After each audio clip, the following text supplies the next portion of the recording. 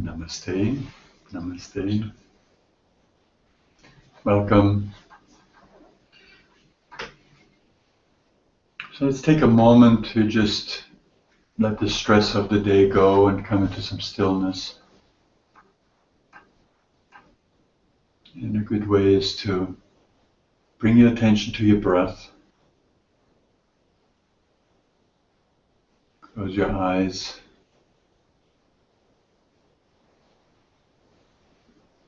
And there is a place of peace, a state of peace inside of all of us. It's always there.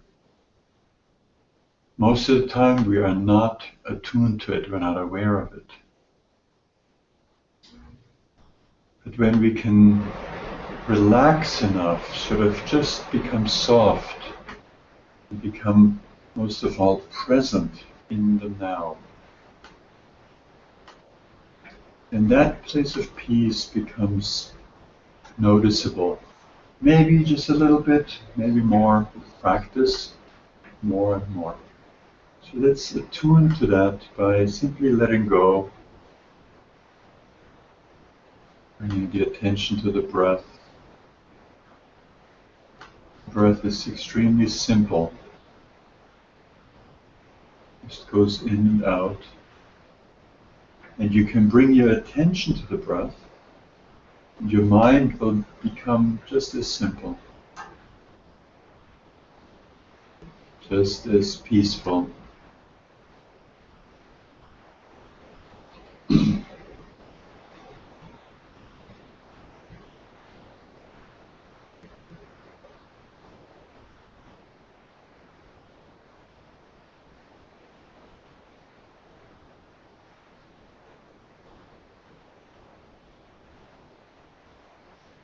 And you may notice that when your mind is jagged or aggravated,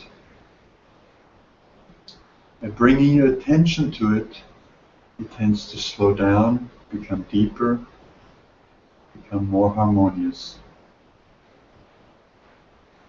And with the breath, your mind will follow.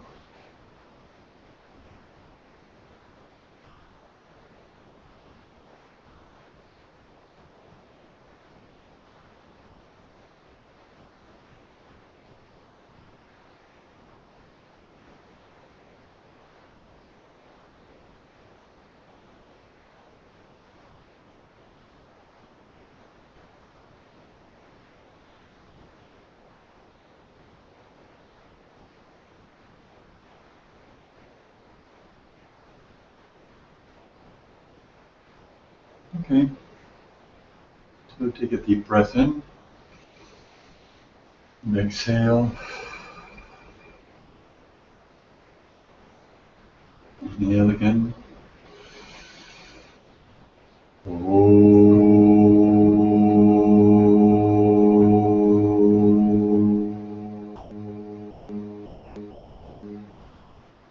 And again.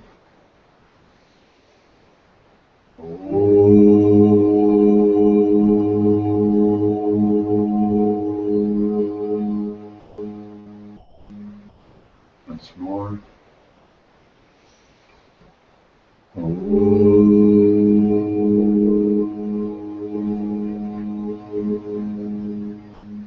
It's like you're using your being like a tuning fork to smooth out the rough edges.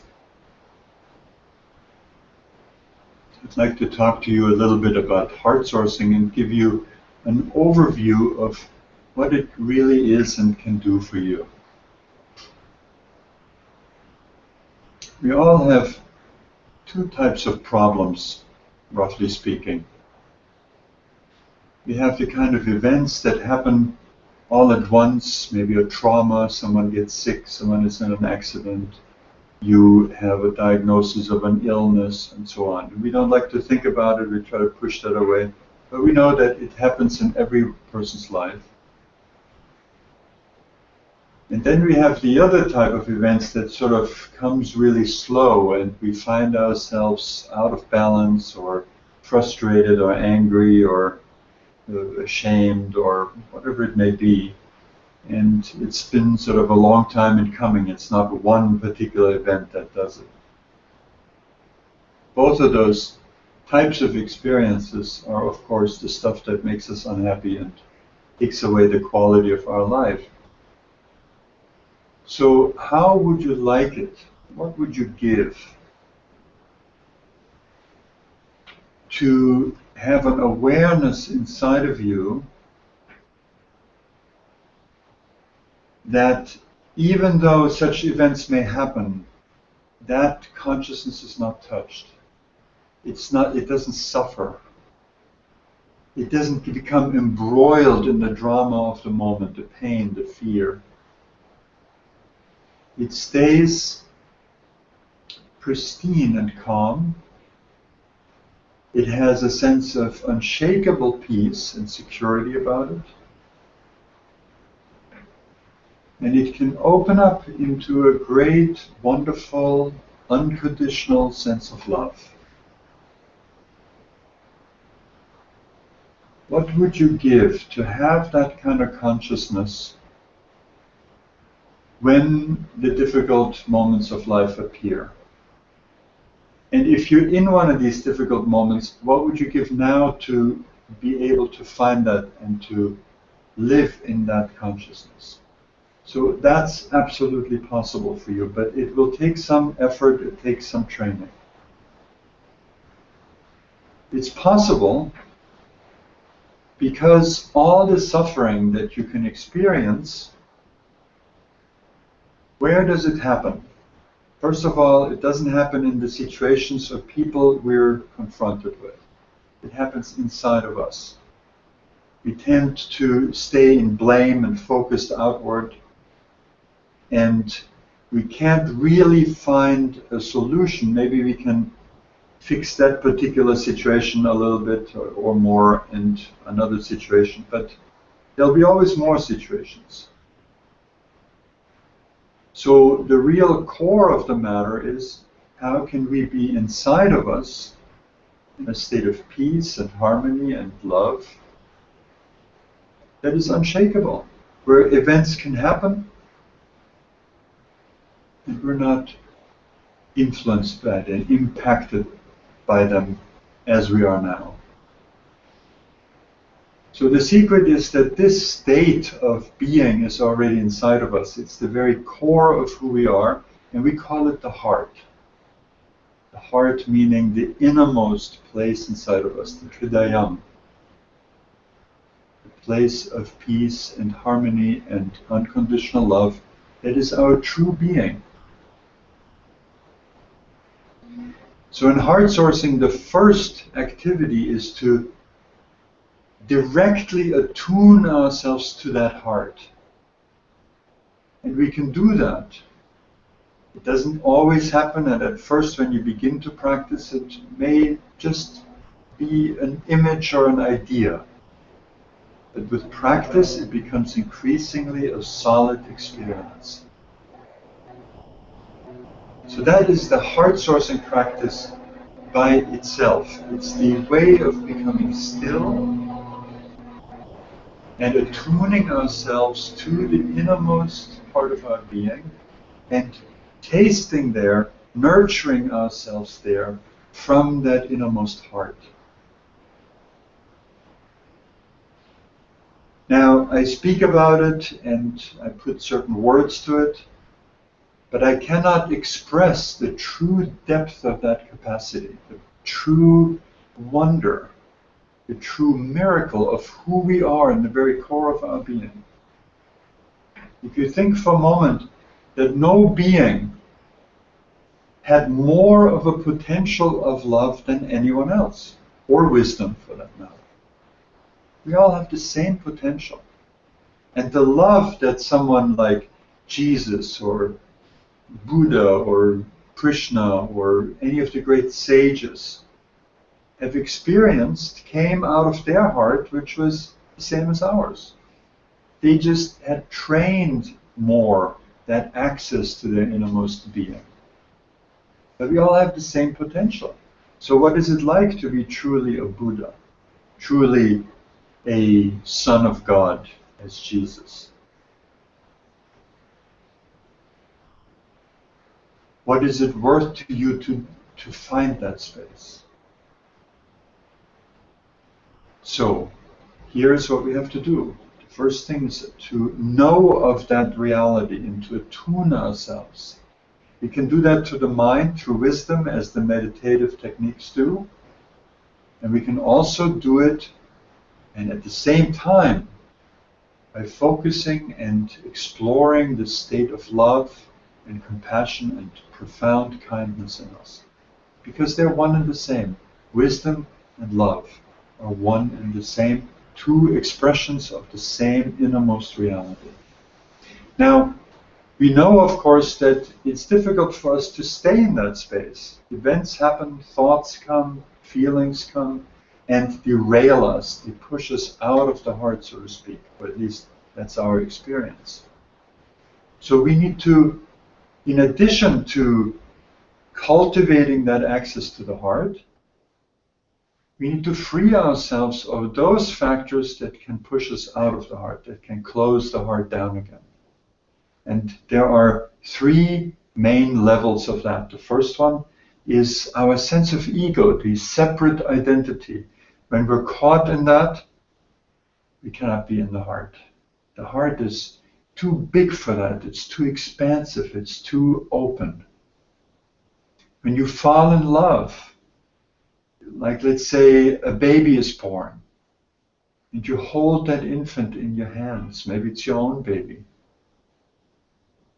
That sense of I is transcended in that moment of the awe of this new life. When you fall in love with a beloved, it's the same thing.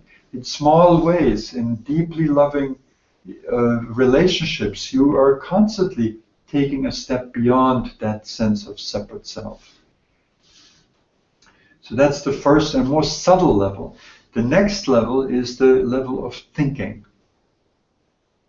So imagine yourself, you're in a very wonderful, peaceful state. Heart is open, you're loving life, you're loving yourself. And one stressful thought appears, and you believe it, and what happens? Immediately, the heart closes. So we say the difference between heaven and hell is one thought. And it goes, the transition can be just as rapid. So we need to have ways to discipline the mind, because you notice how you wake up in the morning and the mind machinery is already running. And it gives you some neutral thoughts, some positive thoughts. They're fine, there's no problem there. But it gives you a lot of stressful thoughts, from subtle to pretty intense. So we need to know what to do with them. And the third level, what happens when we have these kind of difficult thoughts, they become emotions. So the third level of problems is what we call the grosser impurities: anger, hatred, fear, jealousy, all of those type of heavy emotions that can really be extremely painful. And most people have some of that around all the time. There's a certain level of anxiety or a certain depressed feeling, maybe not really a depression, but just not feeling okay or wondering what it is all about, this life and so on, not being fully alive, present and clear and in love with life and yourself. So we have these three levels of problems, and we have the innermost core of our being that is always already free, that we have to explore and eventually live in all the time. So we have specific antidotes for the difficulties of life on the level of emotions. It is what we call open attention. It's also called presence, where we bring our attention into the body because we feel emotions in the body. They become body sensations. We can identify, oh, my fear is like a lump in the throat, or my anger is like this knot in the stomach, or my tension, my stress is like sitting on my shoulders like a weight. And we bring attention into those body sensations. That's all we need to do, be present with those sensations. And when we do this in a deep way, becoming still and feeling deeply what's going on, these emotions, both the ones that are sort of simply arising in the moment, but also the old patterns that may have been there for God knows how many lives, how many years, they dissolve and we become increasingly free of them. So if you think for a moment about such a pattern, everyone has something like that in their lives, that brings you down, that makes you heavy, that makes you fearful, that makes you ashamed. Whatever it may be that pressures you, stresses you.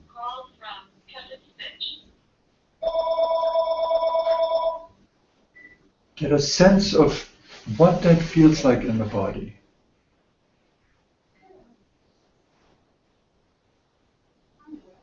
And know that you can become completely free of it. Even those kind of feelings that you may know have been there all your life, as long as you can remember. Maybe since you were a child you had a certain problem. And maybe you don't really know what it's like to live without it. Well, that space of the true self inside of you, that open-hearted space, knows. That's why we're aware that the negative state is not right. There's something, we're so used to it that we say, well, this is just normal. But to be unhappy is not normal. It's out of who we truly are, although it's so common that we can say it's unfortunately very normal in our world to be unhappy, to be stressed, to be tense, to have a good deal of suffering in your life. So for the level of thought then, which is the next more subtle level, how do we conquer thought? Well, the first thing we have to do for both of these skills is we have to get a certain amount of stillness. If the mind is constantly busy running around, we don't even know what's going on inside of us. So how can we change anything? We become like a pinball that's just getting pushed around. So we need a basic sense of stillness, and the meditative traditions are very good and have thousands of years of history of knowing how to teach us to become more quiet, more still, observe the mind. And there is a particular meditative technique that I love, and that's part of the HeartSourcing approach. It's called the work of Byron Katie. Byron Katie is an American woman who in the late 80s had a very spontaneous enlightenment experience that was extraordinary, because many people have stuff like that, but it comes and goes. And with her, the basic blessing that she received in that moment stayed, and it was the ability to see her mind, to look at the mind, and to be able, almost like with an X-ray, to look at it and see what is true and what isn't true. Of all the thoughts she was telling herself all day long, like the rest of us. And she saw that all the thoughts that were stressful turned out not to be true. Now imagine that for a moment. How many stressful thoughts do you have in a day? And are they serving you? Yeah, we think that in order to improve, there has to be a certain stress, there has to be a certain sense of aggravation, perhaps. But is that really true? That's just how our culture runs. When are you at your best? When your mind is clear and peaceful and brilliant? Or when it's burdened and stressed? That should be pretty self-evident. And yet, we believe that we can't live without stress. We can't function at our best. We won't learn without stress. It just turns out not to be true. So Byron Katie then was able to take this intuitive ability she had to see her thoughts for what whether they're true or not, and devise a simple but very powerful series of questions that we can use to examine our mind with the mind. So when we have a stressful thought, maybe about somebody close to you, you have a stressful thought, he doesn't love me, he doesn't care enough about me, she shouldn't have done that, she caused a lot of problems for me, and so on, whatever it may be. Whatever stressful thought there is. You can examine these thoughts, and the effect will be that you set yourself free from the inside out. You realize you don't have to change the other person. You don't have to change the situation. If you can change the situation, by all means, of course. But there are situations we can't change.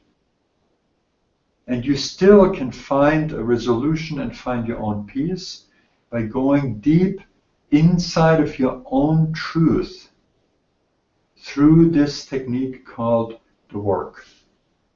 So these are the techniques that help us get free of the burdens of stressful thoughts, of negative emotions. And that just leaves the most subtle layer of what causes us suffering. And that is the ego itself, that sense of I, me, mine, that permeates everything we do. We may have a seemingly neutral thought, but we still have the sense I am the one who's thinking it. So we're inside of it, we're not observing it, we're not observing life as we could. And what would that do for us? Here's life, here's the problems, the dramas of our momentary situation, and we observe them rather than be enmeshed in them, be pushed around by them, suffer through them. If we can observe them, we have a position outside of the drama of life that is peaceful and clear and can be profoundly loving. So the development of that, what we call a witness consciousness, takes the toxic quality out of the sense of I, the ego itself, or better, we can talk about it as the ahamkara, a Sanskrit term that means the I-making facility. What that means is that every time we have a thought, there is this facility in the mind that connects it to an I. And the grossest expression we have of that is our identification with the body. I am this body, I am this mind, I am my history, and so on. For most people, that is how they experience themselves. But perhaps because you're listening to that, you have already begun to break out of that hypnosis of I am this body, mind, personality. Now, why do I call it hypnosis? Did you not exist before your body was born? What are you in this body? Are you not the one who observes yourself in that body, not as the body? So here we begin to ask the basic questions of who am I really? What is going on here in this human situation? And it's that profound question of who am I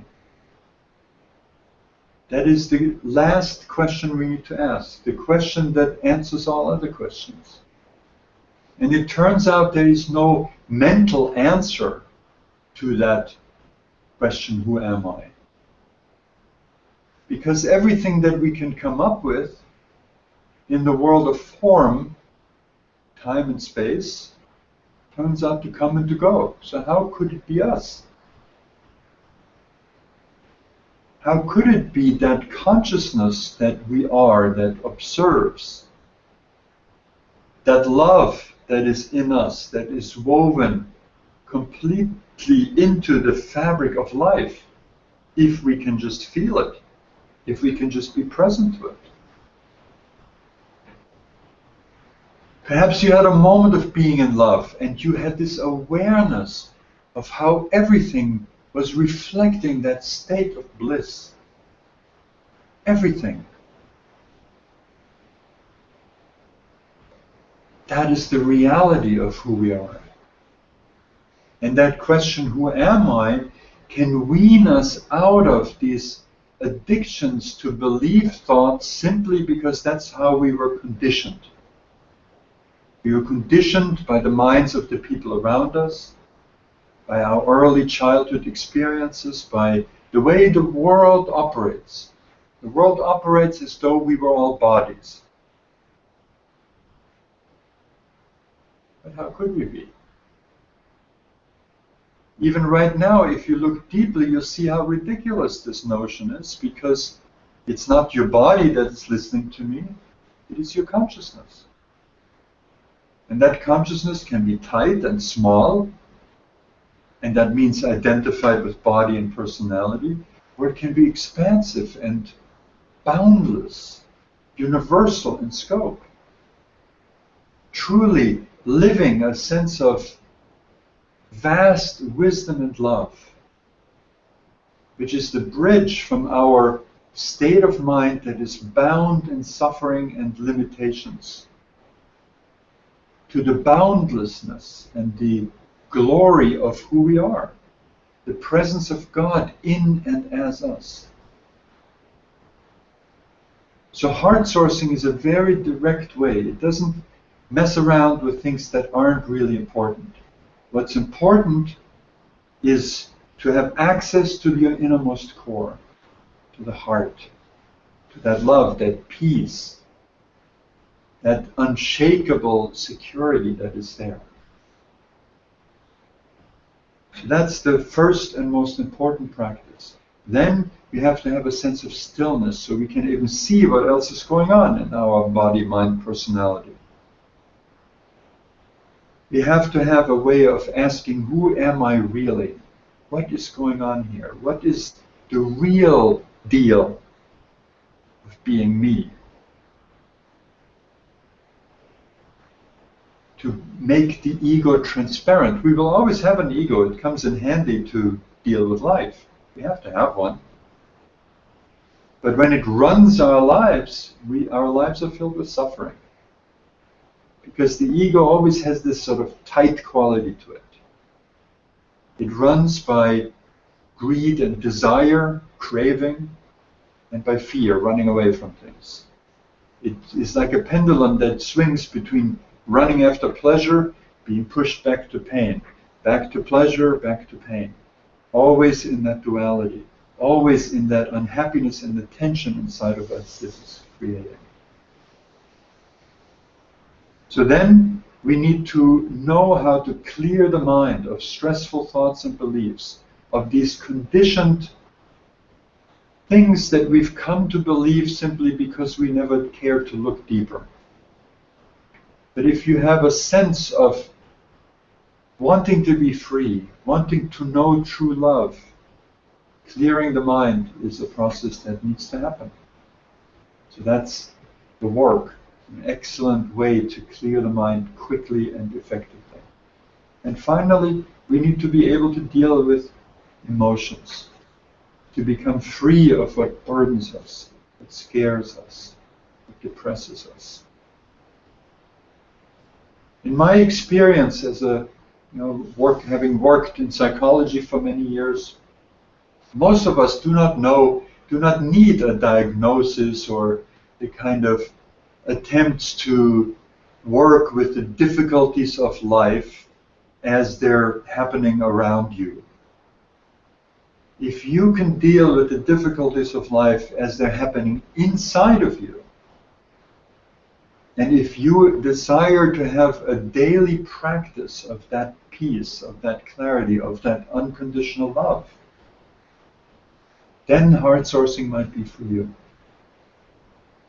Because it can address what is wrong and take you what is right, what is always right, what has always been right, what is so right, so wonderful about us, we can't even put it into words, because words will not reach there.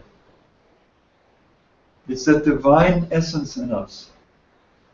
It has to be said that way, because those are the only words that even point at the magnitude of it, the glory of it. But meanwhile, you come to your life and you see what is it that's bothering me, and you free yourself, and you have a clear mind as to where do you want to go. You want to go into the freedom from suffering. You want to go toward love. You want to go toward enlightenment. You want to know God. Whatever it is, whatever way you express that. And you work with the material of your daily life. You free yourself with whatever occurs in the moment.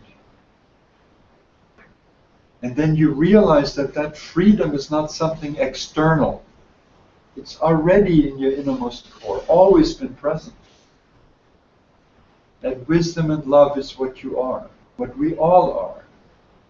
And in that wisdom and love, we are not separate. That wisdom awareness in us. There's only one awareness like that. And it manifests in me, it manifests in you, in you, in you, in you. And we experience it through the individual package of our body and history, yes. So we are individuals in that sense. When we look at the way we're different, we can clearly see that. And that is for most people the only way we see it. But when we turn that inner witness ability around and we look at ourselves, we look at what we truly are, at this boundless awareness that lives us, at this limitless love that is our true potential and reality, then we see that there is no separation between us. And love becomes absolutely natural. Love becomes the normal way to be. And the ways you have made yourself unhappy in the past, which is all the unhappiness you ever had, they seep away. And they become like an occasion arises that is very familiar, and you see that you just don't react to it like you used to. And the thought may come, oh, that's when I would get caught. That's when I would fall into my fear, or fall into my anxiety, fall into my pain, fall into my worry. Suffering is way overrated. And if you don't like it anymore, if you want to be free of it, and I invite you to make a firm resolve to do whatever it needs, whatever you need to do, in order to set yourself free. You have the capacity. Do you have the will? Do you have the devotion? Do you have the commitment? Do you have the yearning? If not, there's two ways you can get it. One, by making a decision, and you can make that right now. By finding that great aspiration for freedom, for love, for enlightenment in you.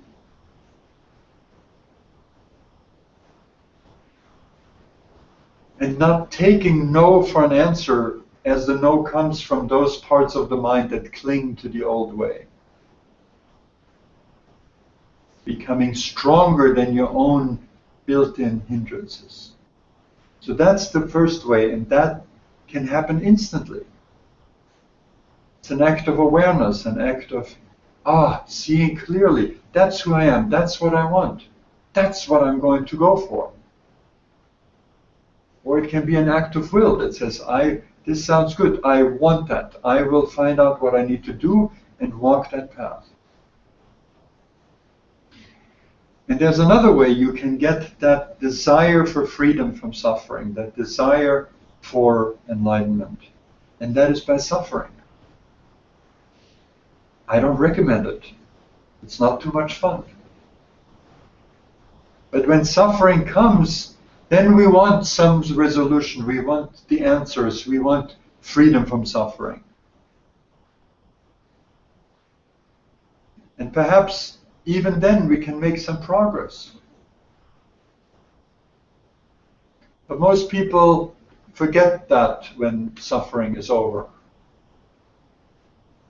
and live for their distractions and their pleasures, running after pleasures, running away from pain. But then the deeper suffering comes again and they may remember, last time I was in this space, I said to myself, I really want to do something, and I didn't have the strength, I didn't have the awareness, I didn't seek out a practice that could really replace those negative habits with positive habits, with habits of freedom.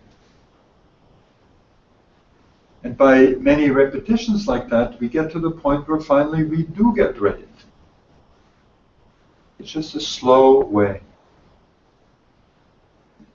If you hear these words and they are meaningful to you,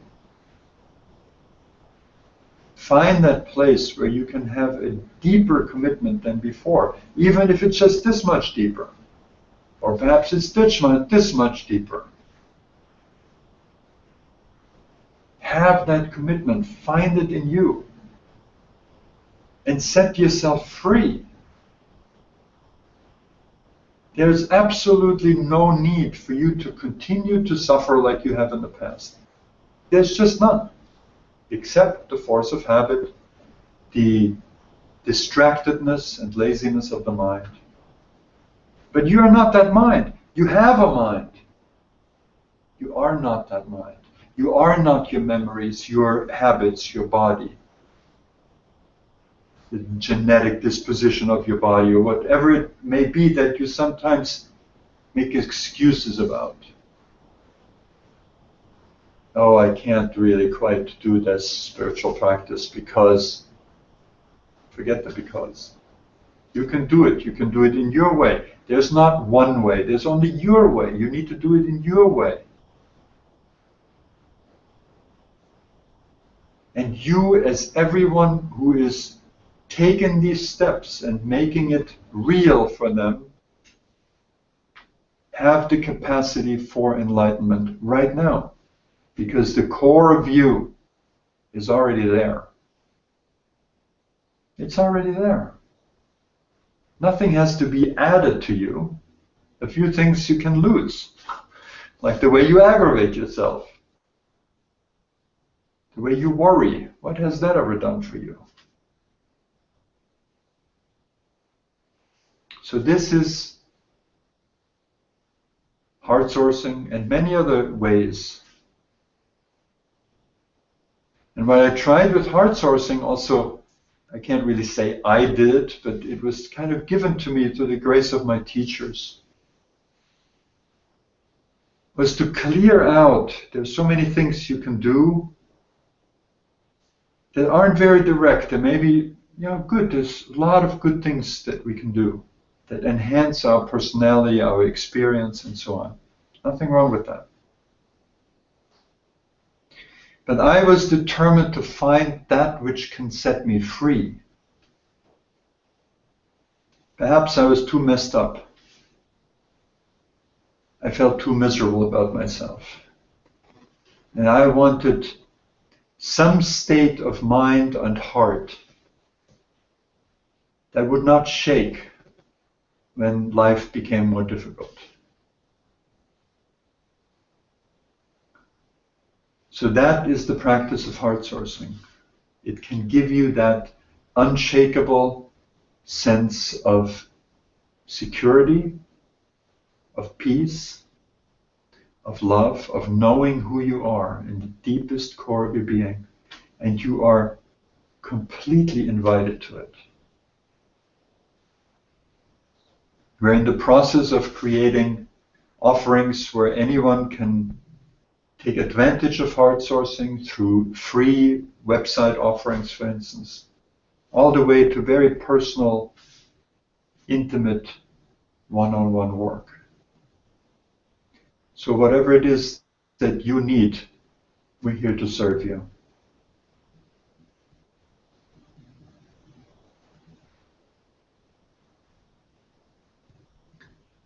And just know that what you're seeking is you, and you're already it. So it can't be that far off. Let that encourage you even when things seem quite dark and bleak. The solution is you, your true self, that open, glorious heart. And maybe your heart has been closed for as long as you can remember.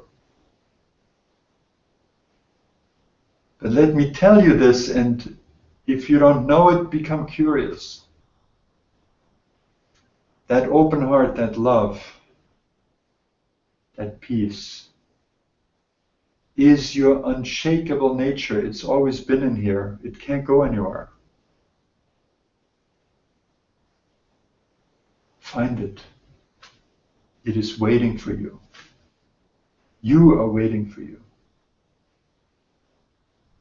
Your happiness, your fulfillment is waiting for you. Namaste.